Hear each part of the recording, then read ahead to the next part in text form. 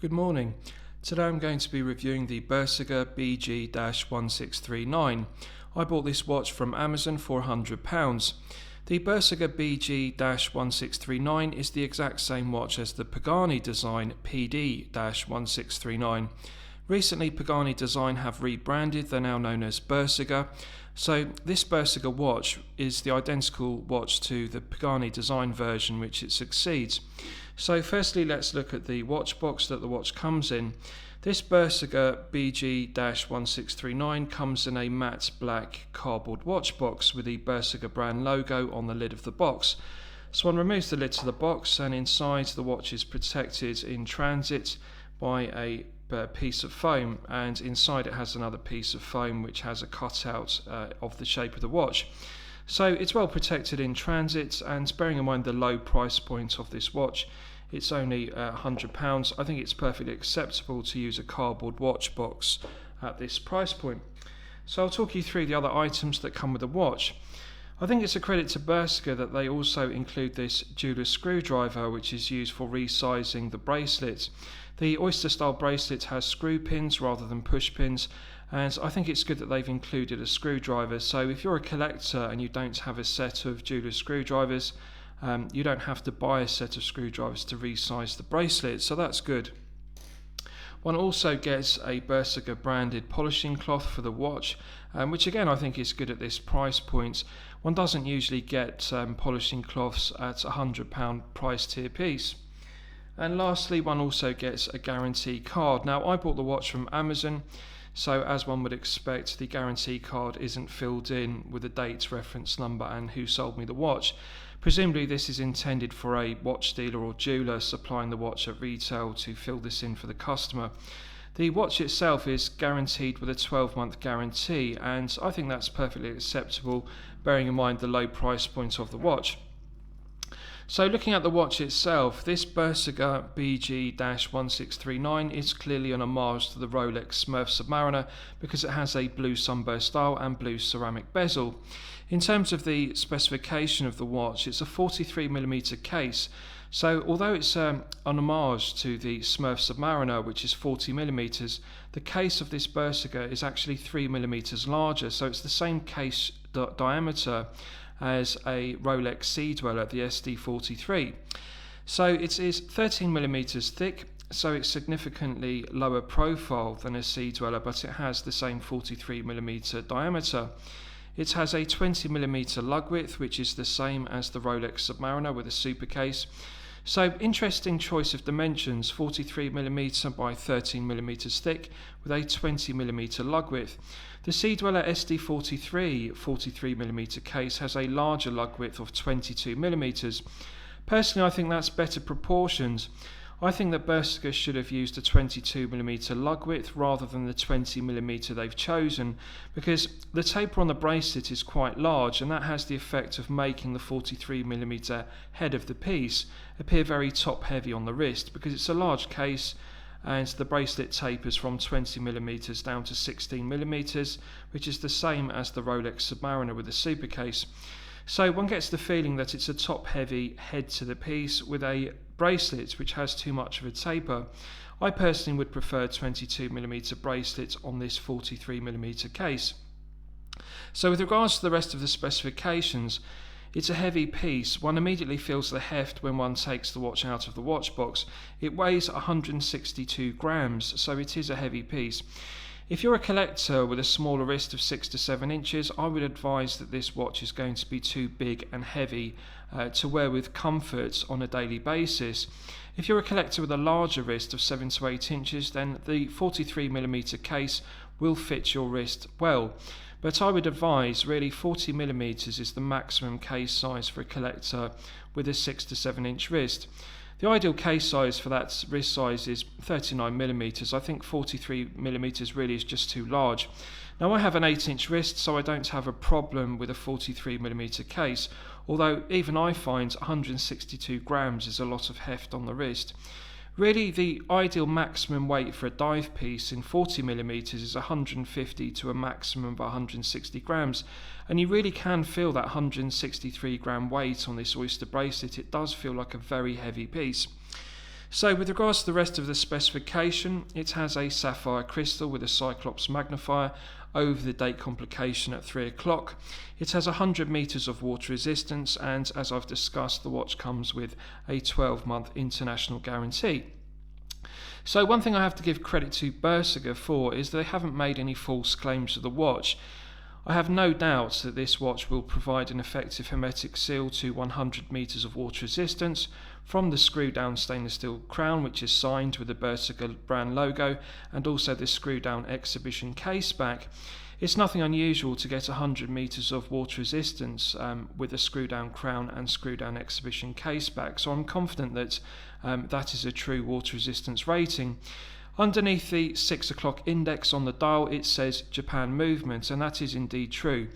This watch is made in China, and Bersigar make no secret of that fact that their watches are made in China. However, it uses a Japanese-made Seiko movement, the NH35A. And I think it's a credit to Bersigar, bearing in mind the price point of this piece. At £100, it is good to get a Japanese-made Seiko NH35A automatic movement in a watch. And also I think the specification of a sapphire crystal and also ceramic bezel is impressive at this price point. The blue sunburst dial is very aesthetically pleasing. It's clearly an homage to the Smurf, so it has the classic Rolex Submariner dial layout and applied indices with the Mercedes hands. Now, with regards to negatives, I have to be honest and say the use of the Cyclops magnifier on that sapphire crystal really is negligible. It doesn't do anything meaningful in terms of performance with regards to magnifying the date complication at 3 o'clock, because unlike a Rolex, which magnifies the date complication by 2.5 times, the Cyclops magnifier on this Bersigar only magnifies the date complication by 1.5 times. So really the Cyclops magnifier is just there for aesthetic purposes to make it look like a Rolex Smurf Submariner. It doesn't actually magnify the date window by 2.5 times as one would expect. Now with regards to the bezel, I have to be honest and say the ceramic bezel insert itself is made to a very good standard. The Lume pip is central. I understand that on the predecessor to this, the Pagani design version, there was often a quality control issue, a production defect, where the Lume pip on the triangle on the bezel insert was off centre, but I'm pleased to report that this one is aligned correctly. The Lume pip sits centrally in the triangle at 12 o'clock. Now the other complaints with earlier versions of this, when it was made under the Pagani design brand name, was that the Cyclops magnifier was off centre. It didn't sit centrally over the date complication at 3 o'clock.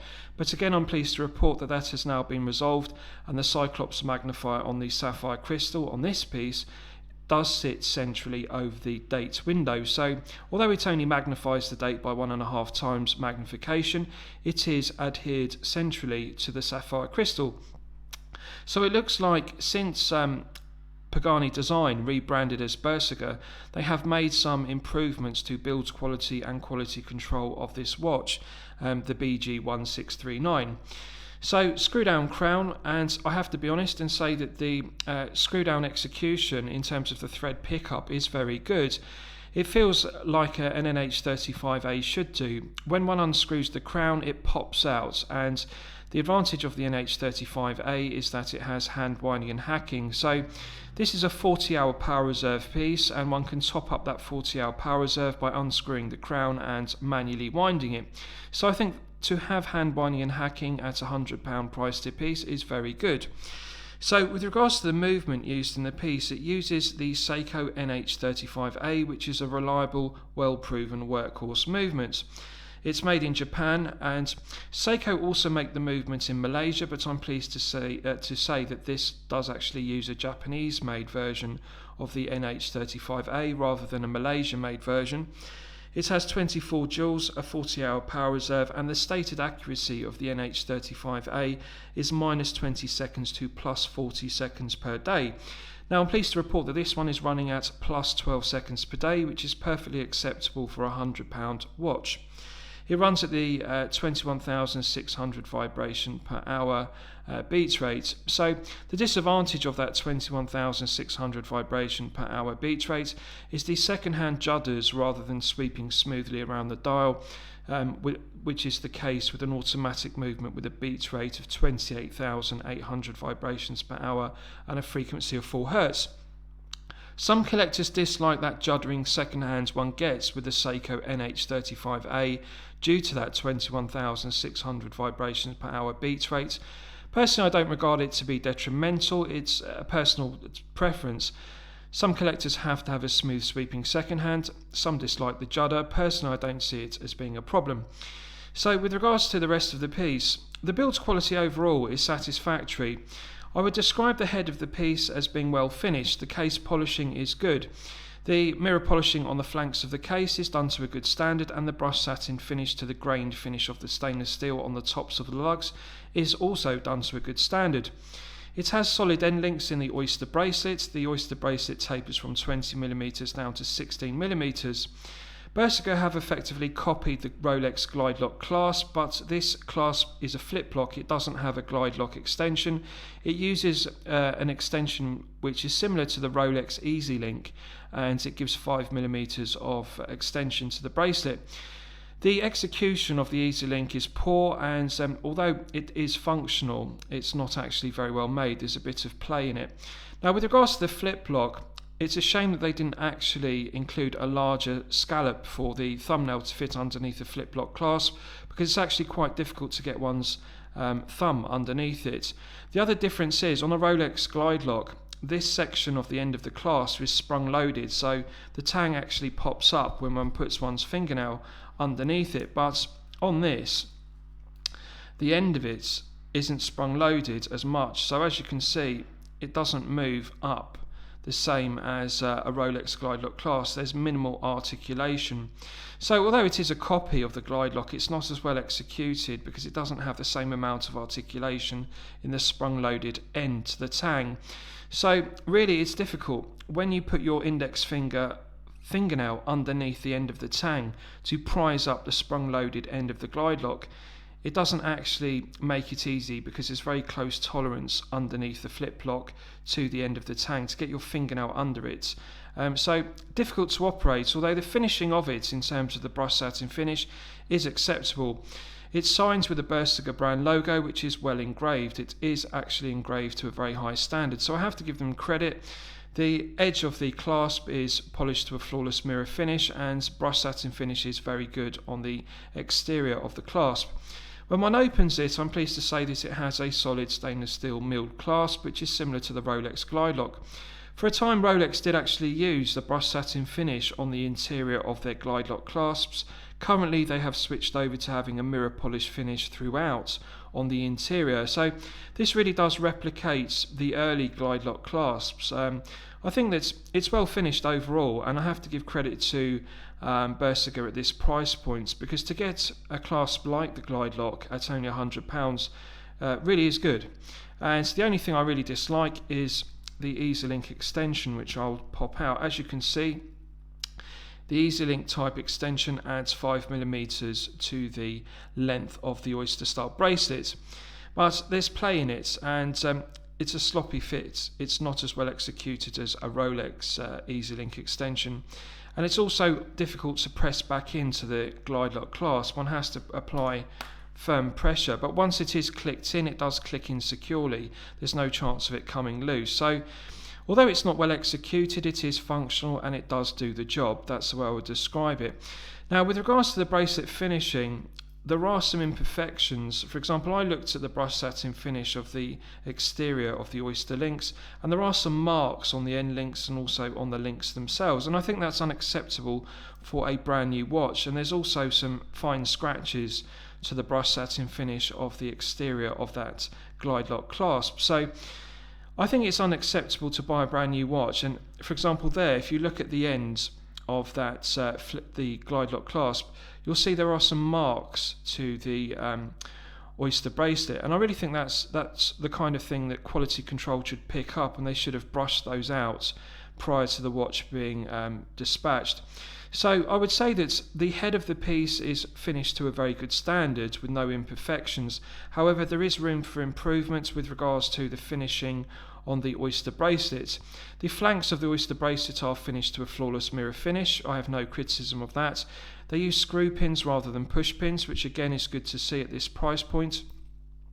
With regards to the case back, it uses a screw down stainless steel exhibition case back, which is glazed with mineral crystal. So I just want to clarify, in the front of the watch we have a sapphire crystal with Cyclops magnifier. On the exhibition case back, it's a mineral crystal, as one would expect. One isn't going to get sapphire crystal in an exhibition case back on a £100 price tier watch. With regards to the finishing of the stainless steel screw down section of that case back, it is finished to a very good standard. It's well polished at the edges and it has a beautiful brush finish which is laser engraved with the specification. So although the Seiko NH35A is an undecorated movement, there's no pelage finishing on the bridges, it doesn't have blued screws, and there are no decoration on the rotor. It's not a very interesting movement to look at, but I think it's a credit to Bersigar that they didn't just opt for the less expensive cost-cutting measure of just using a solid stainless steel case back, as is the case with the Rolex Submariner or Sea Dweller respectively. So it's nice to be able to see the movement, to see the balance wheel and also the rotor winding the movement. With regards to the end links, I have to be honest and say that the finishing of the solid end links is poor. I'm pleased to see the use of solid end links rather than hollow folded end links at this price point, but however the machining is very rough. You can see looking closely at the end links that they're just machine finished, they're not hand finished to a high standard. So I would describe the end links as poorly finished. The bracelet is finished to an acceptable standard, although there is room for improvement, although I am pleased that it does have solid end links. Now with regards to fit, the end links do fit the case well. There's no play or extra articulation. One can see that there's no play between the spring bars, the end link and the case. They are a good fit. So that's nice to see. It's nice to see a good machined fit on these solid end links to the case. So I'll give you a wrist shot and show you how it looks on my 8-inch wrist. So bear in mind that this is a 43mm, and one thing I want to say is the clasp, which is a copy of the glide lock, does actually snap shut very well.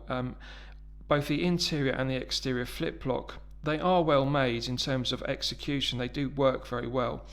So I'll show you how it looks. Now I do like the 43mm case size. I actually think that the Submariner Super Case would have looked better if Rolex scaled it up to 42mm rather than 40mm, but I really think this would be better balanced if it had a 22mm lug width and bracelet, as I've discussed. Really, I think the 20mm bracelet on the 43mm case looks undersized, but as you can see it does fit my wrist very well, because although it's 43mm, it's relatively low profile at 13mm, including the flat sapphire crystal and Cyclops magnifier. So it's the same thickness as a Rolex Submariner with a super case, but it has a larger case diameter, the same as the Sea Dweller at 43mm. Now I do like the blue sunburst style. It does complement the blue ceramic bezel inserts, and I have to give credit to Bersigar. They've done a good job with the blue sunburst style, the applied indices, and also that blue ceramic bezel insert. They do several options of this watch. For example, they do a two-tone version with a black dial, or one can also buy this like a Hulk with a green sunburst dial and green ceramic bezel insert, or a black dial version with black insert. Personally, I think the blue sunburst style and the blue ceramic bezel insert is the best version. It's clearly an homage to the Smurf, but what I like about it is, unlike the Smurf, the centre links to the bracelets are brushed satin finished, they're not mirror polished. So I like it. I think that it's a good looking watch, and it does wear very comfortably on the wrist, because that screw down exhibition case back with a flat mineral crystal does fit very flat on the wrist. And the advantage of having a 13mm thick 43mm case is it does wear very large but also very low profile and flat on the wrist. So the fit is good, the feel good factor is good, and also the comfort of that oyster bracelet. It does feel very comfortable on the wrist. Now I have an 8-inch wrist, and as you can see there's plenty of room. I could actually remove one link from the oyster bracelet to get the watch to fit perfectly. So if you're a collector with a larger wrist, you will have no concerns whatsoever with this watch. Now the only difficulty, as I've said, is undoing that flip block, because the scallop underneath for your thumbnail isn't really large enough. That should be larger, but it does suffice. One can remove the watch from the wrist quite easily. So just bear with me, and I'll put my glove back on. And then what we'll do is I'll give you a Lume shot so that you can see how the Lume on this watch performs, because overall I would describe this watch as a watch which is excellent value, and it has many positives and very few negatives, so I think that that's good. So I'll just turn out the table lamps, and then what we'll do is we'll charge up the Lume.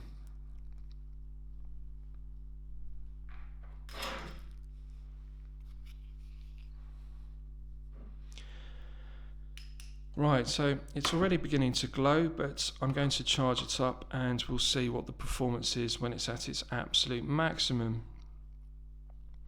Now, to be honest with you, I'm not expecting the Lume to be very high performance, because this is a £100 price tier piece. Normally with low tier pieces like this, the Lume performance is very poor. So it'll be interesting to see how it performs when it's charged up to the absolute maximum. Right, so that's fully charged. Now, the first thing that's apparent is there appears to be a mismatch with the colour of the Lume.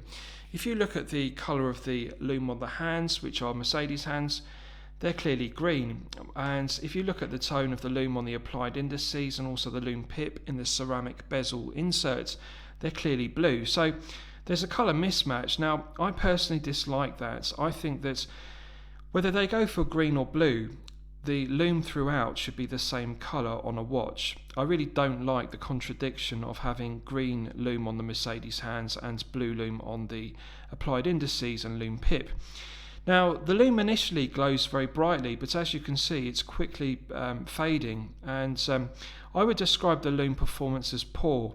It seems to be glowing better with the green Lume they've used on the Mercedes hands, but really on the applied indices and also that Lume pip in the ceramic bezel inserts, the quality of the Lume is very poor. It's certainly nothing like as good as Seiko Lume-Brights used on Seiko 5 pieces, which are a similar price point. Really at £100, I really think there's room for improvement with the Lume, but this is what I would expect with a low price point piece. And I was expecting the Lume to be poor performance, and it is indeed poor. So that's a negative to the watch, and it's something I want you to be aware of if considering adding this piece to your collection. So I'm going to turn the lights back on, and then finally I will surmise the watch. So overall, what do I think of it? Well, when I'm considering reviewing a watch on my channel, the watch should meet two criteria. The watch should be both excellent quality and excellent value at the respective price points. So at £100, this watch is excellent value because the specification is good. It has a sapphire crystal ceramic bezel insert, a good quality Seiko NH35A, which is a Japanese made movement. So with regards to the specification, yes, it is good. Now, it only has 100 meters of water resistance, but it has a screw down crown and screw down exhibition case back. So I would describe the build quality as acceptable. The specification is good. Now, of course, the Cyclops magnifier, as I've discussed, only magnifies the date window by 1.5 times, so that's a negative. But really, the only other negatives to the watch are the poor performance of the Lume, as the other criticism would be the finishing of the bracelet. As I've discussed, there are some marks to the brush satin finish to the bracelet and also the flip-lock clasp. Also, the finishing on the end links is poor quality, but I think at £100 one has to accept that that is the kind of case finishing and bracelet finishing one is going to get. The head of the piece is well finished, so really it's just the bracelet that lets it down. But these are minor criticisms, and I have to say that for £100 one is going to find it hard to beat the specification of this watch.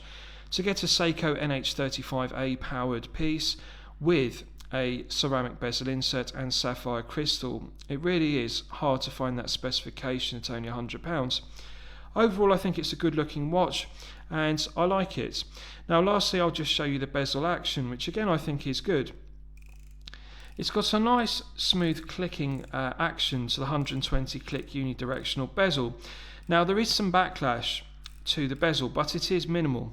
and I think it's acceptable, bearing in mind that the execution of it is good. It does work, and one can just get some slight backlash on each click. But on a positive note, when one brings the triangle and Lume pip to 12 o'clock, the alignment is perfect. The Lume pip and triangle on the bezel insert align perfectly with the 12 o'clock index on the dial and chapter ring. So there's no bezel misalignment, there's no index misalignment. The build's quality with regards to alignment is perfect. So slight backlash in the bezel, but the actual action of the bezel itself is very good. And with regards to finishing of the bezel, it's actually very good. I like the fact that it has a similar scalloping to the teeth of the bezel, which is similar to a Rolex Submariner, and brush satin finish to the scalloping, and it really is nicely finished. So overall, I think the build quality of this watch is good, as I can say that there are definitely some improvements with regards to the Pagani design, PD-1639, which preceded this watch.